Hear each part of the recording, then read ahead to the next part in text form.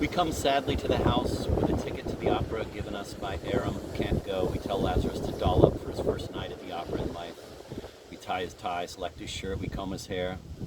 What do I do, he asks. Just dig the people and the music.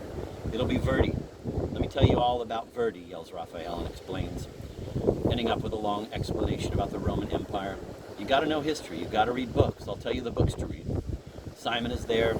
Okay, we'll all take a cab to the opera and drop Lazarus there and go on to see McLear in the bar. Patrick McLear, the poet, our, quote, enemy, end of quote, has agreed to meet us in a bar. We drop Lazarus among pigeons and people. There are lights inside, opera club, private locker, boxes, drapes, masks. It will be Verdi opera. Lazarus will see it all drowned in thunder. Poor kid, he's afraid to go in alone. He's worried what people will say about him. Maybe you'll meet some girls, urges Simon and pushes him. Go ahead, enjoy now. Kiss them and pinch them and dream of their love. Okay, agrees Lazarus. And we see him bouncing into the opera in his put-together suit, his tie flying, a whole lifetime for good-looking, as his school teacher called him, of bouncing into operas of death, operas of hope, to wait, to watch, a whole lifetime of dreaming of the lost moon. We go on. The cab driver is a polite Negro who listens with sincere interest as Raphael tells him all about poetry. You've got to read poetry. You've got to dig beauty and truth. Don't you know about beauty and truth? Keats said it. Beauty is truth and truth is beauty. And you're a beautiful man. You should know these things. Where do I get these books? In the library, I suppose? Sure. Or go down to the bookshops in North Beach. Buy the little booklets of poems. Read what the tortured and the hungry say about the tortured and the hungry. It is a tortured and a hungry world, he admits intelligently. I'm wearing dark glasses. I have my rucksack all packed, ready to hop that freight Monday. I listen attentively. It's good. We fly through the blue streets, talking sincerely like citizens of Athens. Raphael is Socrates. He will show. The cab driver is Alcibiades. He will buy. Irwin is Zeus watching. Simon is Achilles grown tender everywhere. I am Priam, lamenting my burnt city and my slain son, a waste of history. I'm not Timon of Athens. I'm Croesus, crying the truth on a burning bier.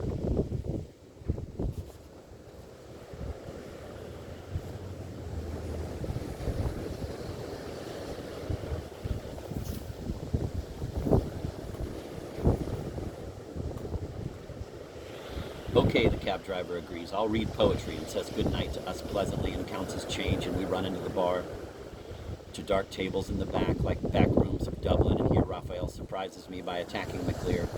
McLear, you don't know about truth and beauty. You write poems and you're a sham. You live a cruel, heartless life of the bourgeois entrepreneur. What? It's as bad as killing. It's as bad as killing Octavian with a broken bench. You're a mean senator. Why are you saying all this? Because you hate me and think I'm shit. You're a no-good dago from New York, Raphael. I yell and smile to indicate. Now we know Raphael's only hurt. Stop the argument. But crew-cutted McLear won't be insulted or bested in talk anyway and fights back and says, besides, none of you know anything about language, except Jack. Okay, then if I know all about language, let's not use it to fight.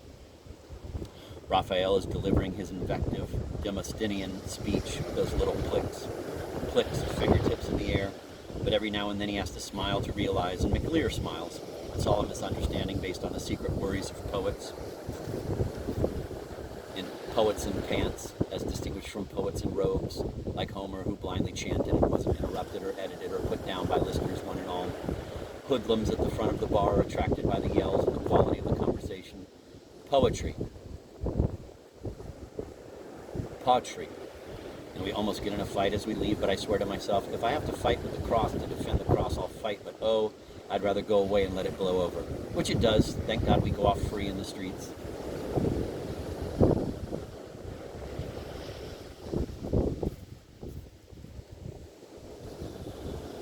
But then Simon disappoints me by pissing right in the street in full sight of whole blocks of people, to the point where a man comes and says, why do you do a thing like that? Because I needed a pee, says Simon. I hurry along with my pack. They follow laughing. In the cafeteria where we go for coffee, Raphael instead bursts into a big loud speech to the whole audience, and naturally they won't serve us. It's all about poetry and truth, but they think it's mad anarchy. And to judge from the looks of us, me with my cross, my rucksack, Irwin with his beard, Simon with his crazy look, anything Raphael does, Simon will watch with ecstasy. He notices nothing else, the people horrified. They've got to learn about beauty, says Simon to himself decisively.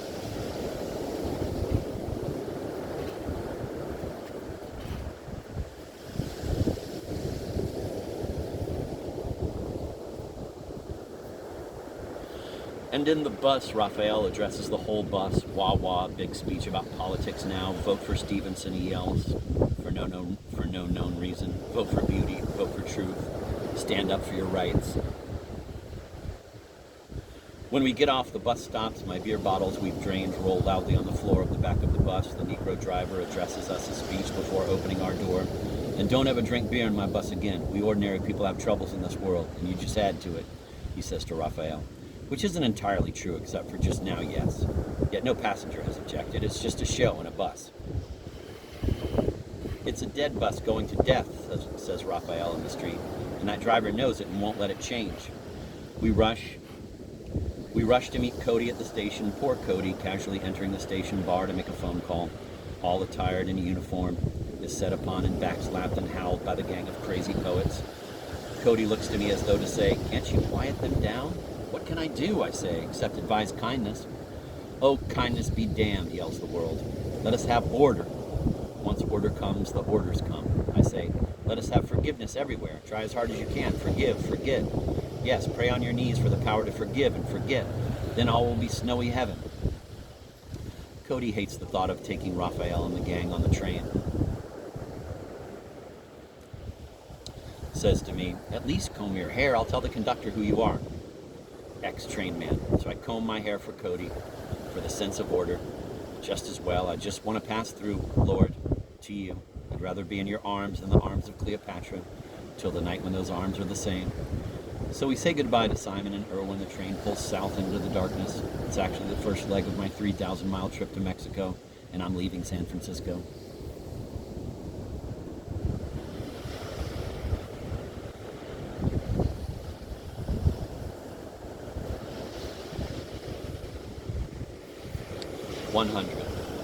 Raphael, at Cody's instigation, talks all about truth and beauty to a blonde who gets off at Millbrae, leaving us no address. Then he sleeps in a seat. We're chaggling over rails down into the night. There goes old Breaky Cody with his lamp in the dark. He's got a special little lantern used by all conductors and trainmen and switchmen. A lot of them use them. That's language, brother. Instead of the big, cumbersome regular, it fits into the blue coat pocket. But for this move they're making, which I go out on the ground to watch as Raphael sleeps, lost child in the passenger seat. Smoke, yards, it's like old dreams of when you're with your father in a railroad train in a big town full of lions. Cody trots up to the engine and dislocates her air hoses down to the switch, pulling the flower car for the morning, Sunday morning. Cody jumps out and throws the switch. In his work, I see the furious and believing earnestness of his moves. He wants the men working with him to have complete confidence in him, and that's because he believes in God. God bless him. The engineer and fireman watch as his light jiggles in the dark, as he's jumping off the front footboard and lighting up to the switch, all on little rocks that turn under your shoes. He unlocks and throws the old mainline switch, and in they go to the house. Track. The track has a special name, which is perfectly logical to all the railroad men and means nothing to anyone else, but that's their work. And Cody is the champion brakeman on that railroad. I've huddled over the Obispo bump under boards, I know. The trainmen, who are all watching anxiously and staring at their watches, will know that Cody won't waste time and foul up the main. He sets out his flower car, and that will deliver Bodhisattva to Papa and flowers. His little children will turn over and sigh in their cribs, as Cody comes from the land where they let the children cry. "Passing through," he says, waving his big palm. "Stand aside, apricot tree." He comes running back to his footboard, and we're off to tie up. I watch in the cold, vaguely fruit-scented night. The stars break your heart. What are they doing there? Over there is the hill with the bleary lights of side streets.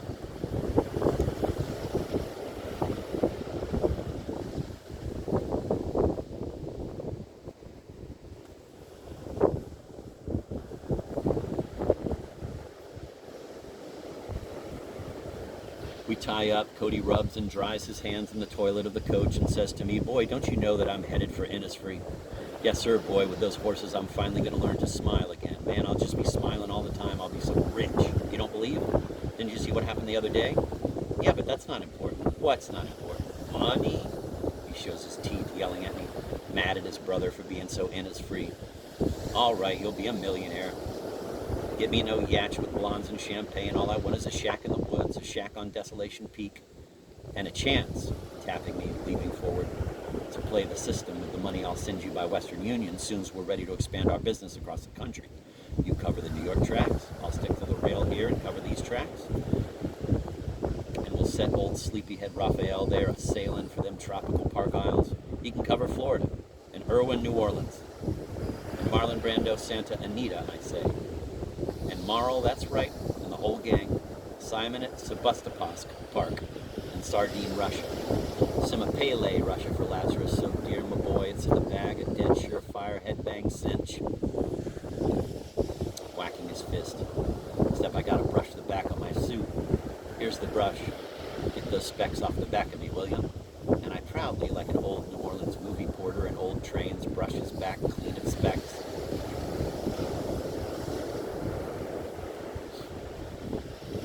That's fine, me boy, says Cody, placing the racing form neatly in the side of his uniform, and now we march on to Sunnyvale. There's old Sunnyvale out there, says Cody, looking out as we clank into a station.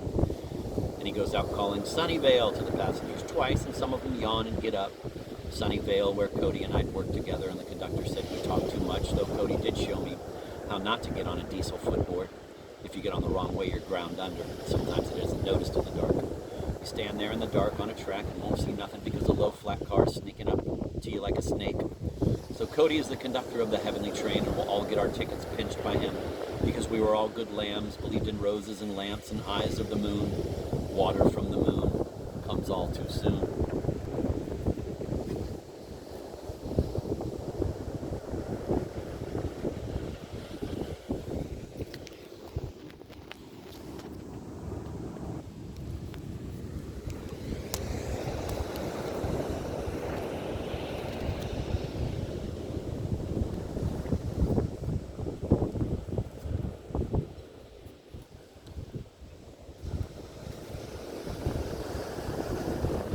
.101, but he's mad at me for bringing Raphael to his house for the weekend.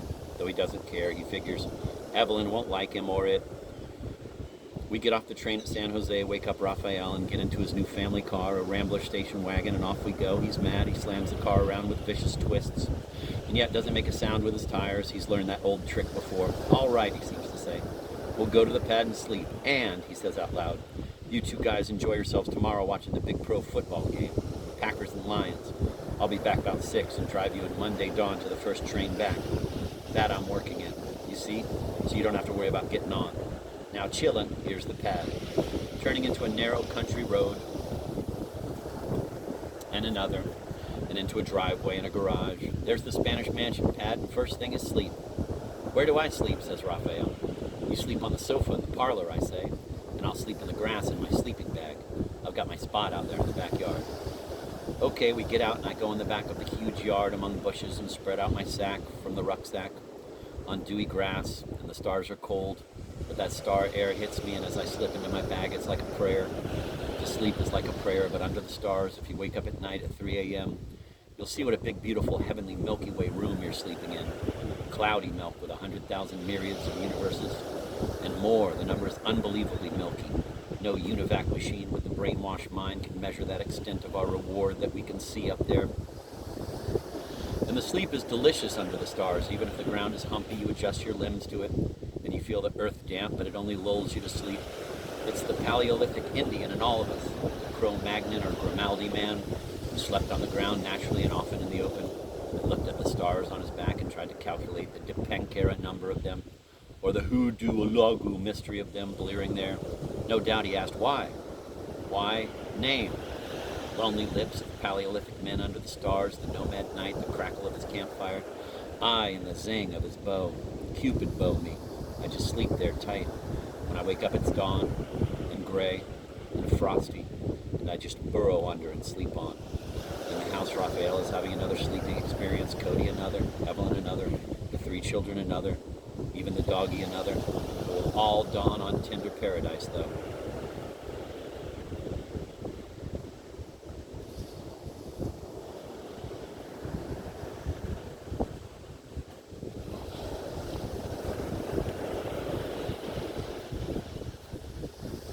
I wake up to the delicious little voices of 2 little girls and a little boy. Wake up, Jack, breakfast is ready, they sort of chant. Breakfast is ready, because they've been told to, but then they explore around my bushes a minute, then leave, and I get up and leave my pack right there in the straw grass of autumn and go into the house to wash up. Raphael is up brooding at the corner chair. Evelyn is all radiant blonde in the morning. We grin at each other and talk. She'll say, "Why didn't you sleep in the kitchen couch?" And I'll say, "Oh, I love to sleep out in that yard. I always get such good dreams." She says, "Well, it's nice to have people who have good dreams nowadays." She brings me my coffee. "Raphael, what are you brooding about?" "I'm brooding about your good dreams," he says absently, gnawing his fingernail.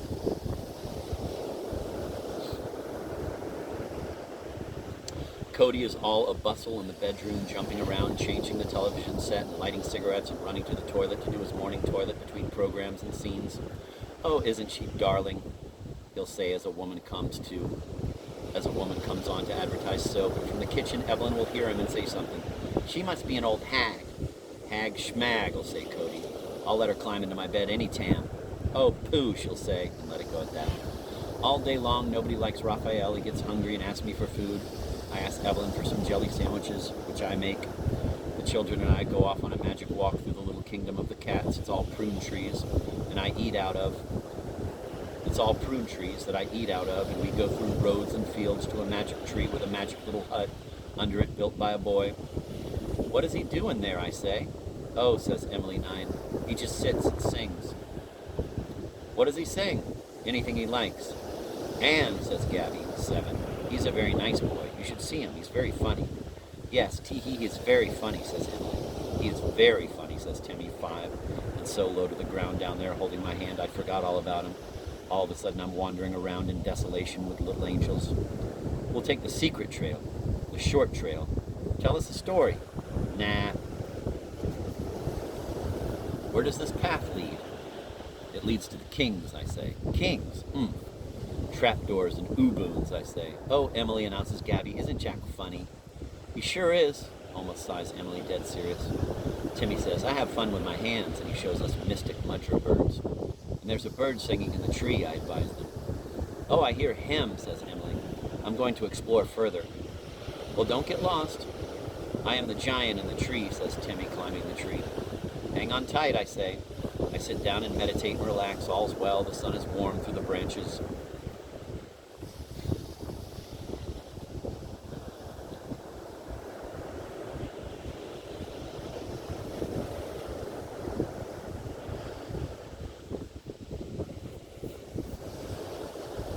"I am real high," says Timmy, higher. "You sure are." We walk back, and on the road a dog comes up and rubs Emily's leg, and she says, "Oh, he is just like a person." "He is a person," I say, more or less.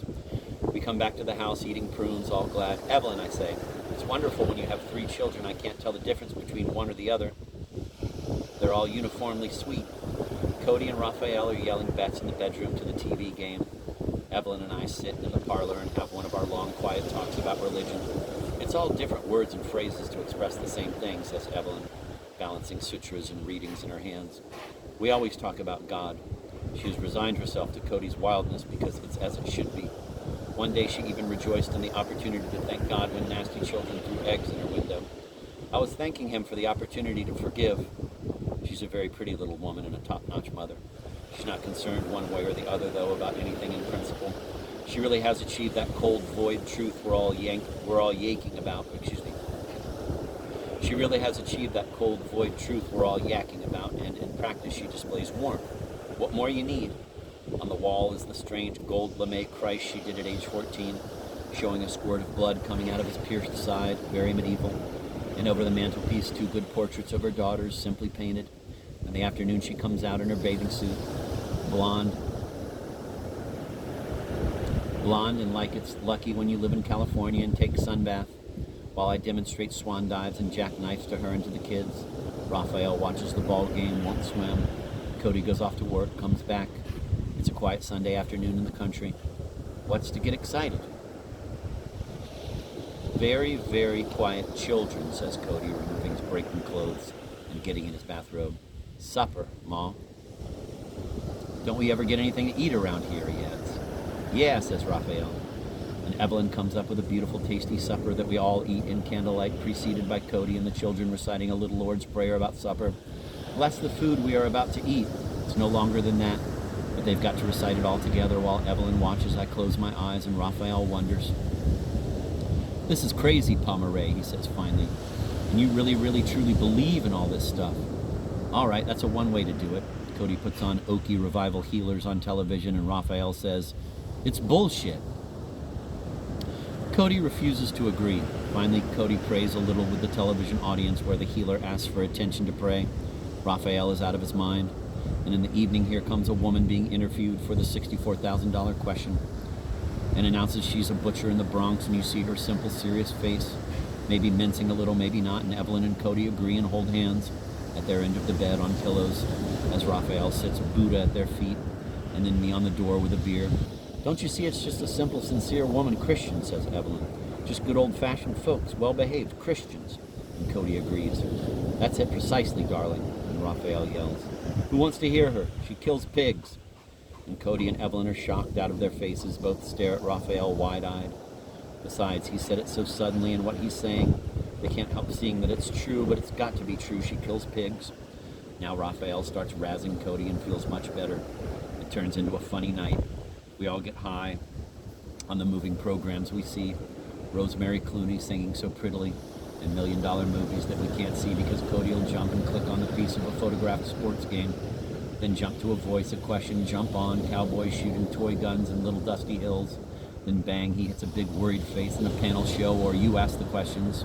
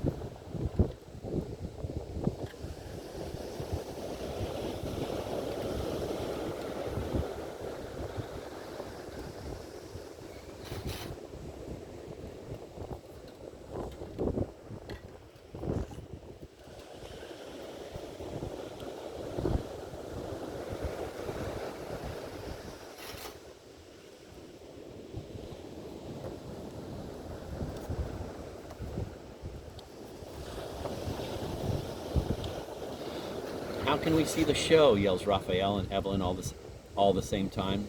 "But it's all one show. Cody knows what he's doing. He knows everything." "Look at there, Raphael, you'll see." Then I go in the hall to investigate a sound. "King Cody, go see what that is." And it's a big bearded patriarch of Constantinople with a black suede jacket and glasses in Irwin Garden, emerging from the gloom of Russia beyond. It frights me to see it. I jump back into the room, half out of sacred and half telling Cody, "Irwin is here."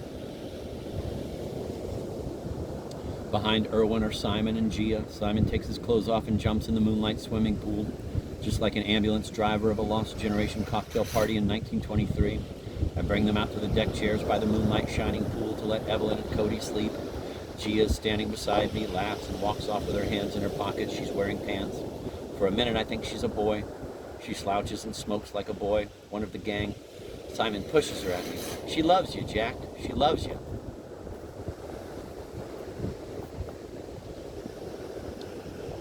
I put on Raphael's dark glasses as we sit in the booth in a restaurant 10 blocks down the highway. We order a whole pot of coffee in the Silex. Simon piles dishes and toasts and cigarette butts in a tall, dirty tier of babble. The management is concerned. I tell Simon to stop. "It's high enough." Irwin sings a little tune. "Silent night, holy night," smiling at Gia. Raphael broods. We go back to the house, where I'll sleep in the grass, and they say goodbye to me at the driveway. Irwin saying, "We'll sit in the yard and have a farewell." "No," I say. "If you're going to go, go." Simon kisses me on the cheek like a brother. Raphael gives me his dark glasses as a gift after I give him back the cross, which he still insisted I keep. It's sad. I hope they don't see my weary goodbye face. The blear of time in our eyes. Irwin nods, that simple, friendly, sad, persuasive, and encouraging nod. "Okay, we'll see you in Mexico." "Goodbye, Gia." And I go to my yard and sit a while smoking in a beach chair as they drive away. I stare into the swimming pool like a college director, a movie director, like a Madonna in the bright water, surrealistic swimming pool. Then I look towards the kitchen door, the darkness there, and I see materialize fast a vision of a gang of dark men wearing silver rosaries and silver trinkets and crosses around their dark chests. It comes very fast and it goes. How glittering are those shining things in the dark?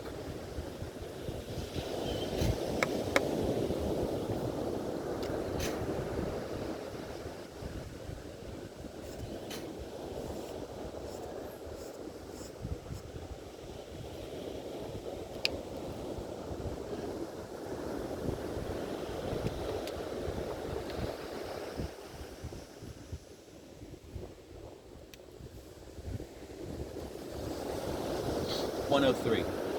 The next night, after I've done kissing Ma and the babies goodbye, Cody drives me to the San Jose rail yards.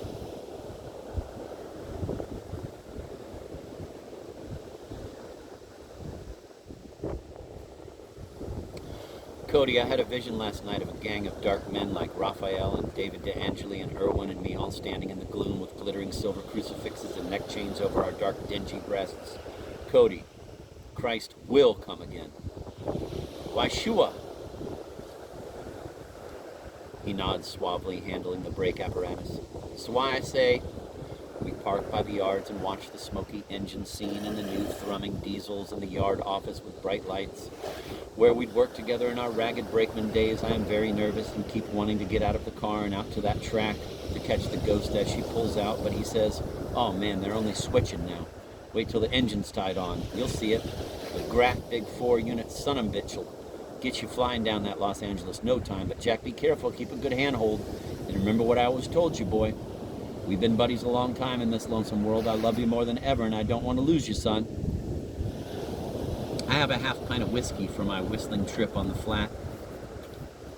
Offer him a shot. "That's a man's business you're going into now," he says, seeing I drink whiskey now instead of wine, and shakes his head.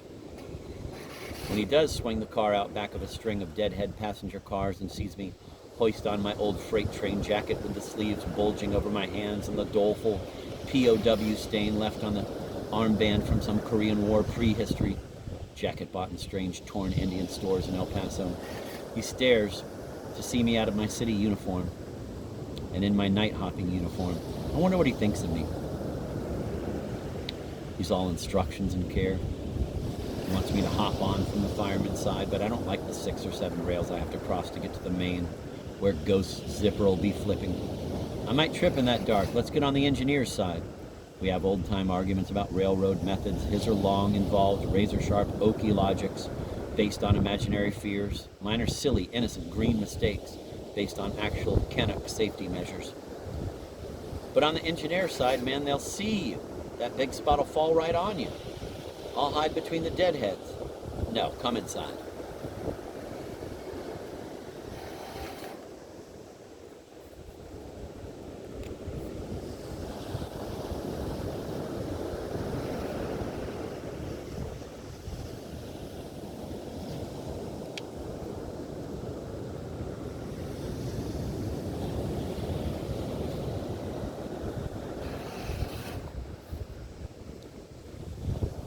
And like old-time car-stealing days, there he is, a renowned employee of the company, sneaking into the empty cars, looking around white-faced like a thief, not to be seen.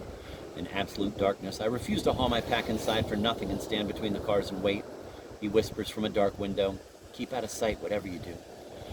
Suddenly the herder's across from us with his green lamp, giving the come-on sign. The engine's blasted her baw, highball, and suddenly the big yellow glares right on me, and I back up against the bucklers, shivering.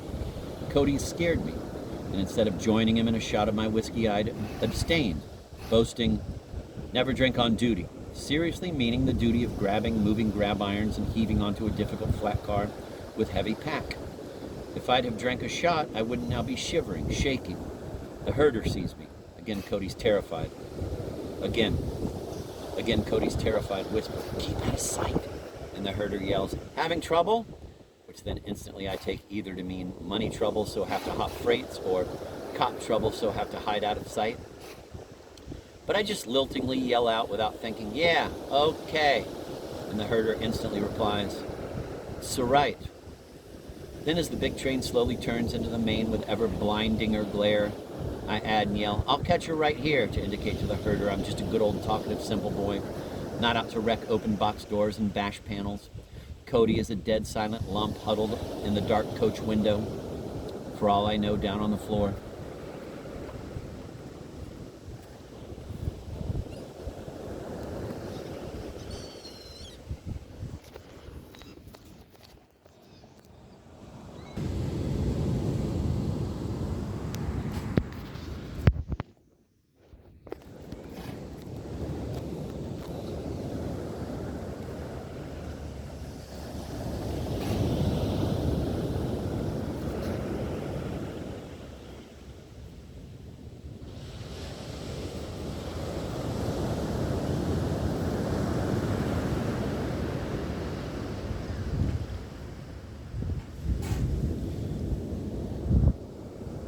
He'd told me, "Jack, be sure and wait till 20 cars go by because you don't want to be too close up front. That engine, when you go through those tunnels.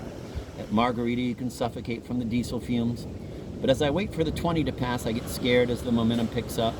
They lumber faster. I strike out from my hiding place as the 6th or 7th passes and wait for 2 more.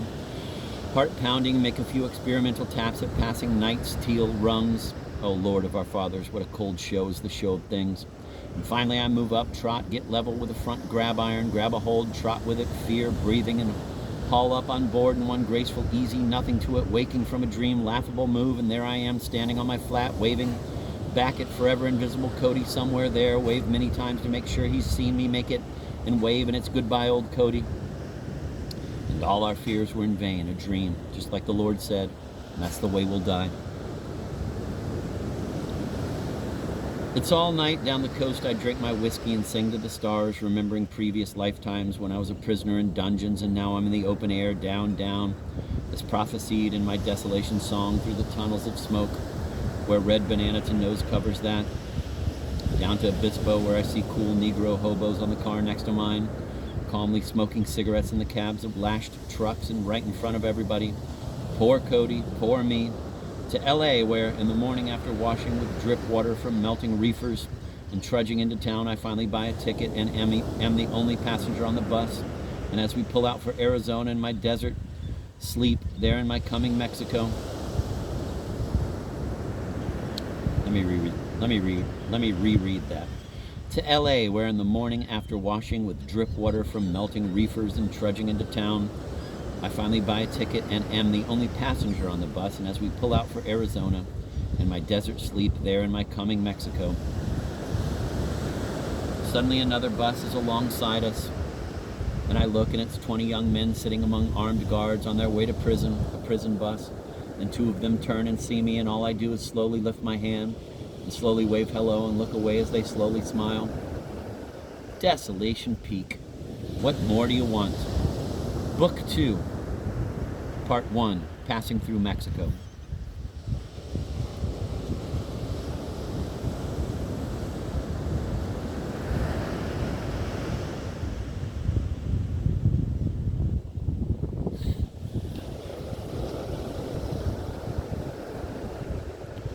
And now, after the experience on top of the mountain where I was alone for 2 months without being questioned or looked at by any single human being, I began a complete turnabout in my feelings about life.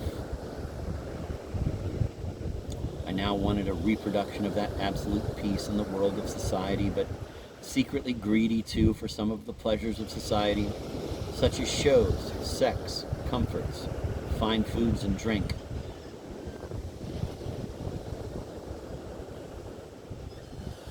No such things on a mountain. I knew now that my life was a search for peace as an artist, but not only as an artist, as a man of contemplations rather than too many actions, and the old Tao Chinese sense of do nothing, wu wei, which is a way of life in itself more beautiful than any, the kind of cloistral fervor in the midst of mad, ranting action seekers of this or any other modern world.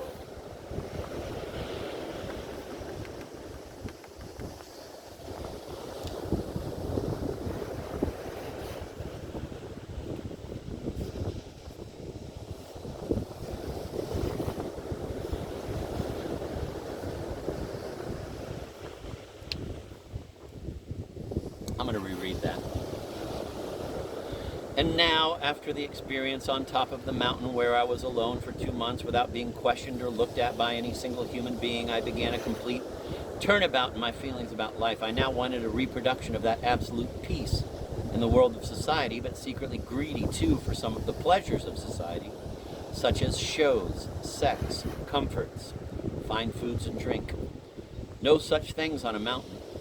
I knew now that my life was a search for peace as an artist, but not only as an artist, as a man of contemplations rather than too many actions, in the old Tao Chinese sense of, quote, do nothing, end of quote, parentheses, wu wei, end of quote, which is a way of life in itself more beautiful than any, a kind of cloistral fervor in the midst of mad, ranting action seekers of this or any other modern world.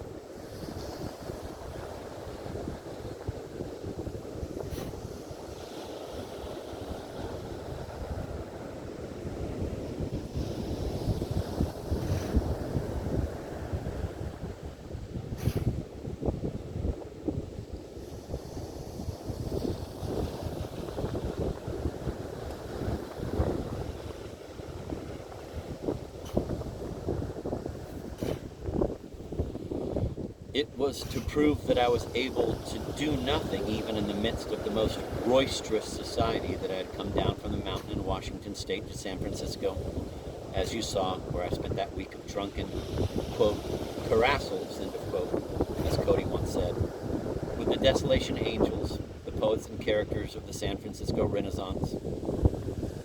A weekend no more, after which, with a big hangover and some misgivings, of course, I hopped that freight down to LA and headed for Old Mexico, and a resumption of my solitude in a hovel in the city.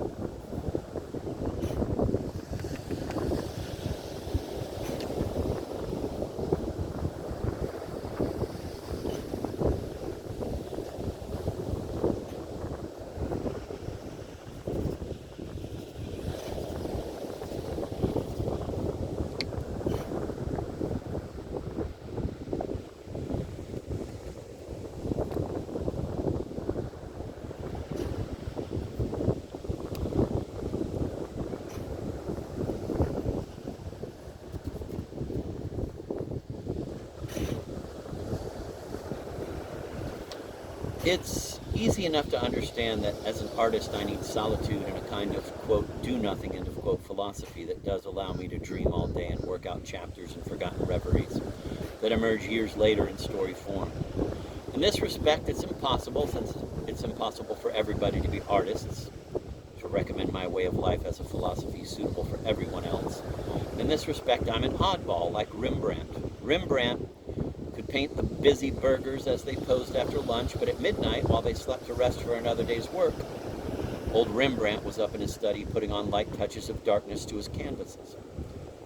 The burghers didn't expect Rembrandt to be anything else but an artist, and therefore they didn't go knocking on his door at midnight and ask, "Why do you live like this, Rembrandt? Why are you alone tonight? What are you dreaming about?" So they didn't expect Rembrandt to turn around and say to them, "You must live like I do, in the philosophy of solitude. There's no other way."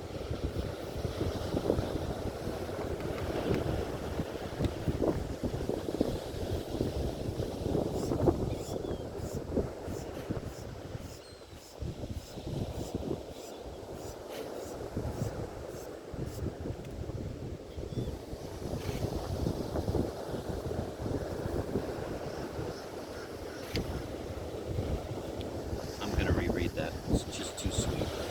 It's easy enough to understand that as an artist I need solitude and a kind of, quote, do nothing, end of quote, philosophy that does allow me to dream all day and work out chapters and forgotten reveries that emerge years later in story form.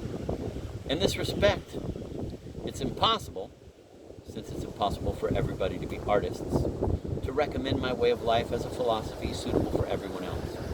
In this respect, I'm an oddball, like Rembrandt. Rembrandt could paint the busy burghers as they posed after lunch, but at midnight, while they slept to rest for another day's work, old Rembrandt was up in his study putting on light touches of darkness to his canvases. The burghers didn't expect Rembrandt to be anything else but an artist, and therefore they didn't go knocking on his door at midnight and ask, "Why do you live like this, Rembrandt? Why are you alone tonight? What are you dreaming about?" So they didn't expect Rembrandt to turn around and say to them, You must live like I do, in the philosophy of solitude. There's no other way. So in the same way I was searching for a peaceful kind of life dedicated to contemplation and the delicacy of that, for the sake of my art, in my case prose, tales, narrative rundowns of what I saw and how I saw. But I also searched for this as my way of life, that is, to see the world from the viewpoint of solitude and to meditate upon the world without being imbroglioed in its actions, which have by now become famous for their horror and abomination.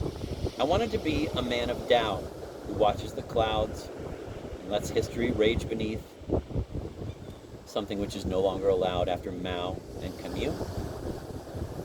That'll be the day. But I never dreamed, and even in spite of my great determination, my experience in the arts of solitude, and my poverty's freedom, I never dreamed I'd be taken in too by the world's action. I didn't think it possible that, well, on with the details, which is the life of it.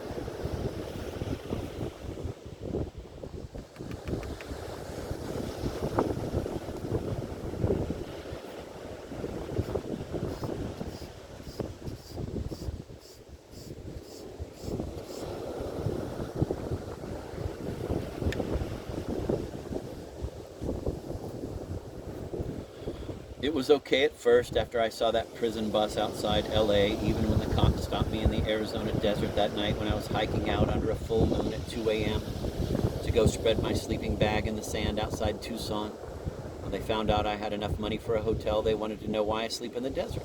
You can't explain to the police or go into a lecture. I was a hardy son of a son in those days, only 165 pounds, and would walk miles with a full pack on my back, rolled my own cigarettes, knew how to hide comfortably in river bottoms or even how to live on dimes and quarters. Nowadays, after all the horror of my literary notoriety, the bathtubs of booze that have passed through my gullet, the years of hiding at home from hundreds of petitioners for my time, pebbles in my window at midnight, come on out, get drunk, Jack. All big wild parties everywhere. Boy, as the circle closed in on this old independent renegade, I got to look like a bourgeois, pot-belly and all. That expression on my face of mistrust and affluence, they go hand in hand. So that almost, if it was now the cops were stopping me on a 2 a.m. highway, I almost expect they'd tip their caps. But in those days, only 5 years ago, I looked wild and rough. They surrounded me with 2 squad cars. They put spotlights on me standing there in the road in jeans and work clothes with a big woeful rucksack aback and asked, "Where are you going?" Which is precisely what they asked me a year later under television floodlights in New York. Where are you going? Just as you can't explain to the police, you can't explain to society, quote, looking for peace, end quote. Does it matter? Wait and see. P.S. Imagine telling 1,000 raving Tokyo snake dancers in the street that you're looking for peace, though you won't join the parade.